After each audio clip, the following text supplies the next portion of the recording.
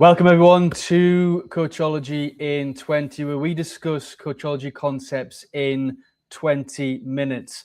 Now, I'm not too sure what's going on. Apologies, I'm a little bit late. StreamYard has updated the software we use to present, has made a lot of updates over the past week. So the intro video hasn't played, and also the setting and the layout here is not as custom. So we'll try something new. We'll go with it. I've still got the content. I've still got the presentations. I can see we've got Adele tuned in. Adele, thank you so much for being here. So if you're new to Coachology in 20, this is where we discuss coaching concepts in 20 minutes. So if you're new to coaching, grab your notepad, grab your tablet, whatever it is you like to take notes and learn something new. If you're an experienced coach, I'd love to hear your thoughts, your wisdom. Please share what you'd like to share in the comments chat. I like to make these sessions as engaging as possible. Welcome, the Shiran Network. Thank you so much for being here, Shiran. Good to see you. Okay, so what are we going to be looking at today? We're going to be looking at reflecting back to clients in coaching. One of the most important, fundamental of the 8 key skills that we have as a coach that we touched upon earlier in our Coachology in 20 series. So reflecting back to clients. It's an important skill that we need to understand how to approach this in our coaching sessions. But as always, I'm going to open up with a question for you. What do you think we mean? So when we talk about reflecting back, we also use the word feedback a lot in coaching. But the question I have for you is, what do you think we mean by feedback in coaching? Hello, it's good to see you here. Thank you so much for tuning in. What do you think we mean by feedback in coaching? And then I'm going to introduce you to 3 important rules whenever we're looking at feedback, whenever we look at reflecting back to our clients in our coaching sessions. And then we look at 5 key principles that sit behind that, some examples we can use, and the difference between reflection and opinion, which is very important to understand as a coach. What do you think we mean by feedback in coaching? Is this about telling our clients that they've done a great job? Give them constructive feedback on what they can improve going forward? Okay, saying back to a client what we think we have heard or observed. Okay, brilliant. You've summarized that in a nutshell. Thank you so much for sharing that. So it's not about sitting there and giving constructive feedback, applauding the client, telling them what they're doing really well, telling them what they can improve upon. When we talk about feedback in terms of in our coaching sessions, it's like Oge's summed up there. It's saying back to a client what we think we've heard or observed. I get my words right. So it's all about reflecting back. And there's 3 important rules that we must remember when we're reflecting back in our coaching sessions. The first rule is feedback is not about giving our opinions, thoughts, and our advice. It's not about judgment. It's not about listening to everything that the client's sharing with us and then telling them what they need to do from there, or turning what we're hearing into assumptions, using words like I think, I feel, and giving our opinion back to the coach. That's not what we do when we give feedback and we reflect back to our clients. Second is feedback must be proportionate and balanced. Now, coaches can fall into the trap. What do I mean by this? Coaches can fall into the trap of either giving too little feedback and reflection in their coaching sessions or giving too much. So if you fall on one side of the scales and you're not giving enough feedback, then it might show that you're not listening. It might show that you're not paying attention. You might lack clarifying certain points or information that the client's sharing with us, and it will feel more like an interrogation rather than a coaching session. So we don't want to not give any feedback and just ask question after question after question after question. Equally, we don't want to be on the other side of the scales where we're just reflecting every single word back, where it becomes like a recorder, a repetition that is feeding everything back, because that dilutes the coaching session. It makes it not feel natural and authentic, and it's just too much. We'll be talking too much as a coach in that space. So we need to have it proportionate and it needs to be balanced. We need to have the right amount of feedback throughout those coaching sessions. Not too little, not too much. And the third important point is to remember that our role is to act as a mirror. We're there to act like a camera. So we take the picture of what we're observing and we show it back to our clients. We're not sitting there with a paintbrush and painting a picture or an image of what we think we've heard with our own assumptions, with our own judgment. So our role when reflecting back to a client and giving feedback to a client is to act as a mirror. And acting as a mirror can be very powerful. This could be the first time that your client is sharing this information with anybody. It might be the first time they're saying it out loud. So just repeating those words back to them in their own language, using their own metaphors, can be really powerful for their self-awareness and self-discovery. So those are the 3 important points. It shouldn't contain it's not about giving our opinions, our assumptions, our judgment. Our role is to act as a mirror, and it needs to be proportionate and balanced. So those are 3 important rules when reflecting back to clients. Sitting behind these rules, there's also 5 key principles that we must remember as a coach. The first one is we reflect back with a positive intention. We have to remember that the purpose of reflecting back is for growth. It's not to criticize. So any negative reflection back is not going to help move the client forward. Everything we need to do needs to be with a positive intention, and that's to help the client grow. We're not there to give criticism. The second is we reflect only what we have heard or what we've observed.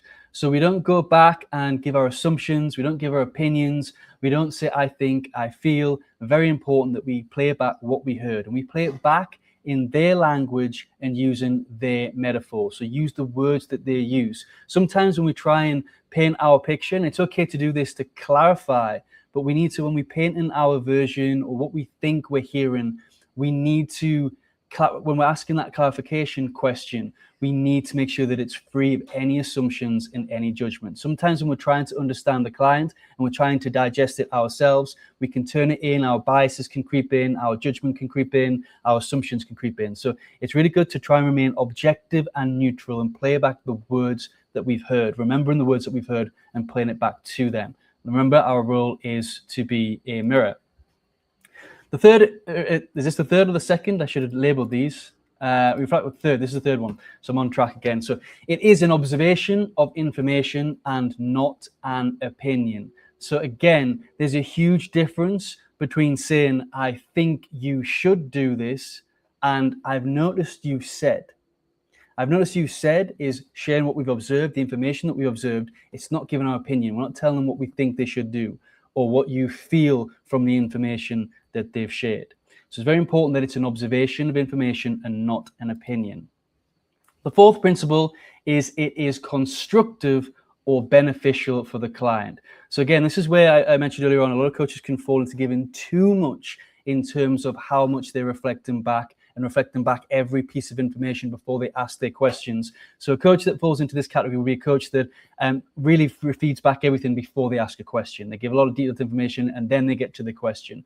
Sometimes that doesn't work. Remember, we need to keep balanced and proportionate when we're giving feedback back. And giving too much information can overwhelm and also confuse the client as well. So we need to intelligently and using our intuition, choose which pieces of information to feed back. But those pieces of information, they need to be constructive or beneficial for the client. Very, very important to think about that. It needs to be moving the client forward, not just a case of stating it back to the client for the sake of showing that we're listening and showing that we're understanding. At times, it's good to do that for clarification, but we shouldn't be always doing that. The reflection needs to be constructive and move the client forward.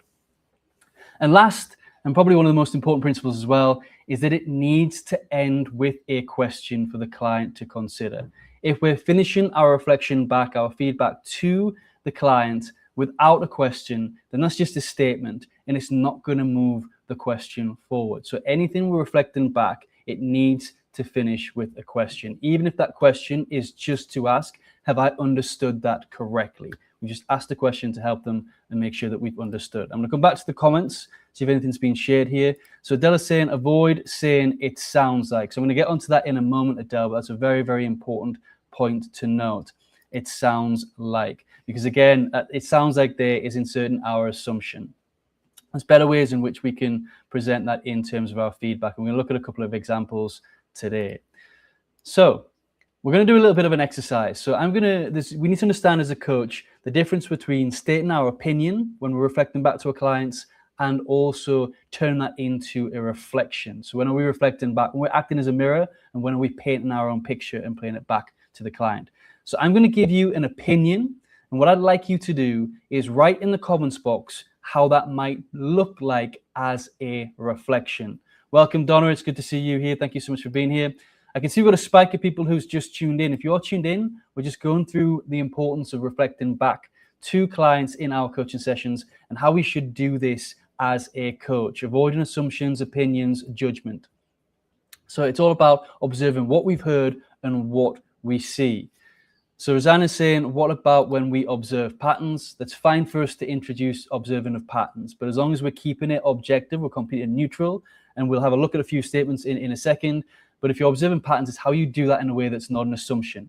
So it could be something like, I've noticed every time we talk about this person, your body language drops. We talked about this when we looked at observing body language with patterns.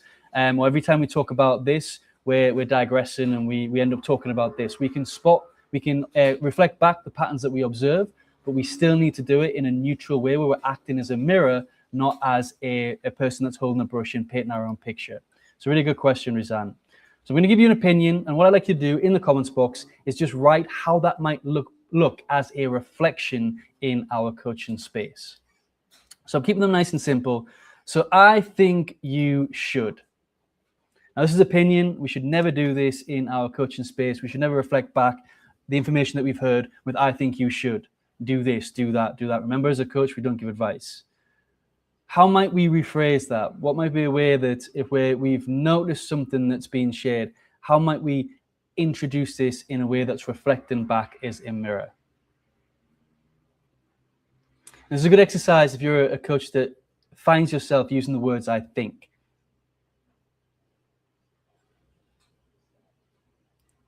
We observe this a lot of coaching minds when we're assessing our coaches through our level 5 program. There's a lot of coaches that fall into the trap of I think. Whether it's I think you should, or I think from what you've told me, or I feel, is another one that we see a lot. But how can we turn this into something a bit more of a mirror? I think you should.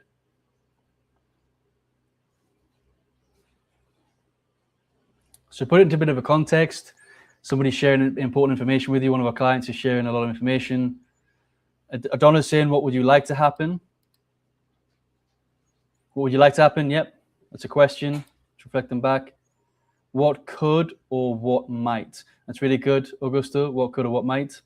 Good way to, Augusto, sorry, okay. That's a really good one, yep. So what I've got on the screen, there's lots of ways in which we can approach this. So this is thinking about how we open our reflection back to our clients. What's the first words that we use? So we're avoiding the words I think, I feel. So it could be something like, I noticed you said. It could be, what would you like to happen, as Donna shared. It could be what could or what might. So those are all good examples and ways in which we can open our reflection. The next one, I'm giving you another opinion. You seem angry. So we've got a client that's in the session that seems a bit angry. Maybe our intuition is telling them they're angry. Maybe they're getting a bit heated when they're sharing their information. How might you introduce this observation into the space in a way that reflects back through a mirror, rather than telling them, because it's an opinion, you seem angry, rather than telling them that you think they're angry?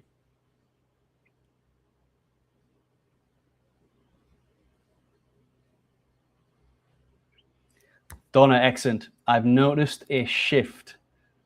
And then it could be, I've noticed a shift in your energy. I've noticed a shift in your tone. I've noticed a shift in your body language. Augustus saying, I noticed some anger or frustration here. Brilliant. Adele saying, what emotions are you experiencing? Again, we're putting a question. That's really great, Adele, as well. What emotions are you experiencing right now? Yep. So you're all on the right lines, which is excellent. So something like, I'm hearing frustration. Is that correct? Is that right? So again, if we're using intuition, we're feeling that there's a bit of anger, a bit of frustration, maybe a bit of sadness. It could be any emotion. We can ask them, as Adele mentioned, what emotions are you experiencing right now? So we're not calling it out, But if we hear and we'll feel like there's a lot of frustration in there, it's always good to ask a clarity question. I'm hearing a lot of frustration. Is that correct? I'm hearing a lot of frustration when we talk about X, Y, Z. Is that correct? So we're asking, we're clarifying, we're feeding back what we're feeling from the session, what we're observing, and we're seeing if that is correct. So great stuff. Or Donna's mentioned, I've noticed a shift. Maybe there's a shift in the energy when we talk about a certain topic. So brilliant stuff. Next one. Here is what I would do. Remember, we don't do this as a coach. This is an opinion. So you've got a scenario here where a client shared a lot of information. They've got a problem. They've got a challenge. They've got lots of obstacles. They cannot seem to see a way forward. Maybe they've even asked you for advice. You get a lot of clients that don't fully understand what coaching is all about, and they ask you for advice. Coaches that are inexperienced would jump in and say, here's what I would do in your situation. Here's what I would do to overcome this obstacle. This is not coaching. As coaches, we don't give advice. We don't tell the clients what they should be doing. So what could be a different way we could approach this? Augusto is saying, sorry, I keep calling you Augusto. I'm sorry, Oge. I don't know why I keep seeing Oge Austin, and my mind's going there. And I've been talking to Augusto a bit today as well. So my mind's going there. Apologies. What are some options you could look at here? Really great one there. Thank you, Oge. Donna is saying, what options, resources are available to you? Really good approach there. We're keeping it generic. We're asking a question, and we're putting the power, keeping the power with the coachee, with the client. Any other ideas? Please put it through while I share what's coming up for you right now. Or tell me more. So there's lots of ways in which we can rephrase that. So as a coach, we must never start our reflections with coming in at the point that this is what I think you should do, or here is what I would do, giving our opinions and thoughts in that space. So we need to ask something that is a question. What's coming up for you right now? What options, resources are available to you? As Oge mentioned, what are some options you could look at here? And as Adele's just put here, what would friends tell you? So a hypothetical question here. What would friends tell you in this situation? So again, it's all about thinking with a question. So if you did have a client that has come and asking you for advice, because this happens a lot. A lot of clients, when it's the first one or two sessions, they might not fully understand what coaching is, and they might be expecting you to give them advice.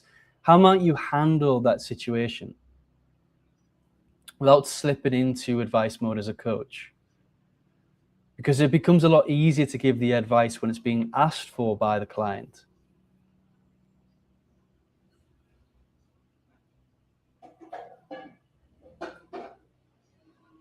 Let me know in the comments box. How would you handle that situation?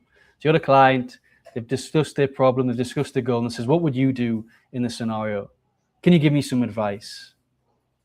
Because this is where feedback can be really powerful. Donna's saying, what advice would you give somebody in this situation? That's a good way to spin it back to them.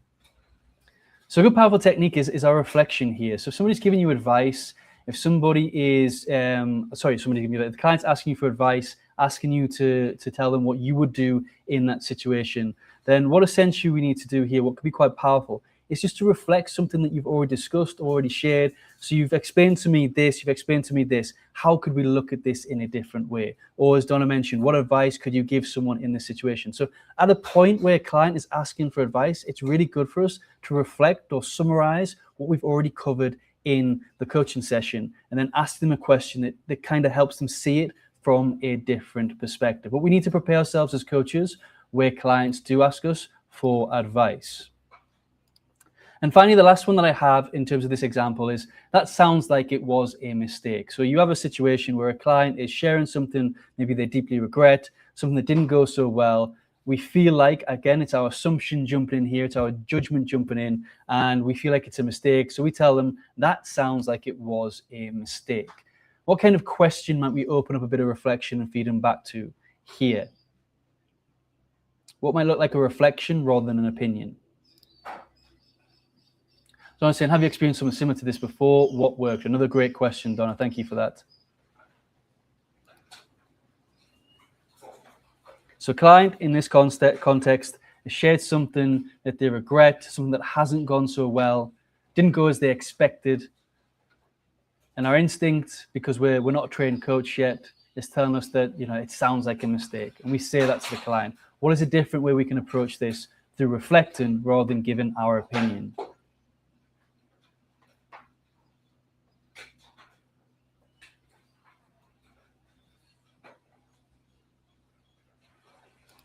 Donna saying, how can you approach this differently? Yep. Donna saying, knowing what you know now, what would you do differently? Yep, so some good questions being asked here. And what I've got on the screen, so there's lots of different ways. What I've got on the screen isn't the right way. Please don't adopt. What we're trying to do here is get you to think about, instead when your mind's going to jump in with your judgment, jump in with your assumption, jump in with your opinion, how can we think differently? How can we change this? Because it's one thing we need to train as a coach to be able to do. So we're not giving our opinions, we're not giving our judgment. So a simple one here is, what did you learn from that? So if you've got a scenario where a client is sharing something that didn't go so well that they regret, what did you learn from that? What did you take away from the experience? Oge is saying here that I'm hearing that you may have some regret about that action. Have I got that right? Again, another clarification question, if that's what you're hearing. Yep. Brilliant. So it's all about thinking, not to jump in with our bias, not to jump in with our intuition. It's one of the difficult things that we take on board when we're learning to be a coach, because a lot of us jump on board to become coaches because we're great at supporting friends, family members. We like to support others. But what we've done and the habits that we've adopted from giving that support is we tend to give advice. We tend to give opinions. We helped our friends by telling them what we would do in that situation. But as a coach, this is not what we do, because when we give advice or when we lead, what we're actually doing is we're disempowering the individual. We're taking the power away from them. And the purpose of us as a coach, when reflecting back, is not just to act as a mirror, but to also keep the empowerment with the individual, with the client. So every time we ask a question, every time we're putting the options in their hands, the work in their hands, we are keeping them empowered. We're not taking away their power, where they become dependent on our thoughts, dependent on our actions, and they can become self-sufficient and independent on everything that they're doing within their lives and goals and challenges. So here are some final example statements just to close the session. So if you're somebody that really struggles with reflection, struggles how to put it back in the words of the clients, or how to introduce statements into that when you're reflecting back without an opinion or a bias or judgment, here's some example statements for you. So you've said you want to be a leader, but you've also said you're still doing all the work yourself. So here we're feeding back two things that we've heard in the context. The clients share that they want to be a leader, but they've also shared with us that they're doing a lot of work. Then we finish with a question. Remember, the principle is to finish with a question. So what would need to shift for that to change? So here we're stating what we've heard, what we've observed, what's been shared with us, and we're finishing with a question.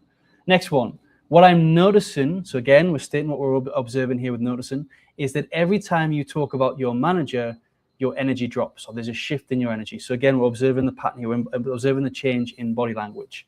And then we ask, what's happening there? So we're finishing with a question. We're open and allowing them to explain what's happening. Because again, when we talked about body language last time, we talked about how a lot of our clients might be unaware of the shift in body language. Not everything might be unconscious or subconscious in terms of the change in their energy. They might not be noticing that. So how do we hold up that mirror and show them that there is a change in energy every time that they talk about their manager, and exploring what's happening there?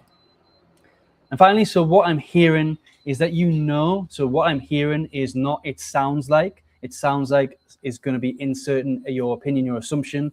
It's putting your words in what you think. But saying, so what I'm hearing here is more objective, it's more neutral, is that you know what you need to do, but something is holding you back. What's that something? We're not telling them something's definitely holding you back here.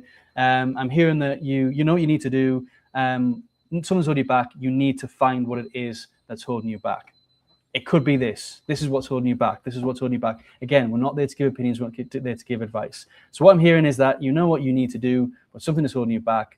What's that something? Again, we're finishing with a question. Very, very important.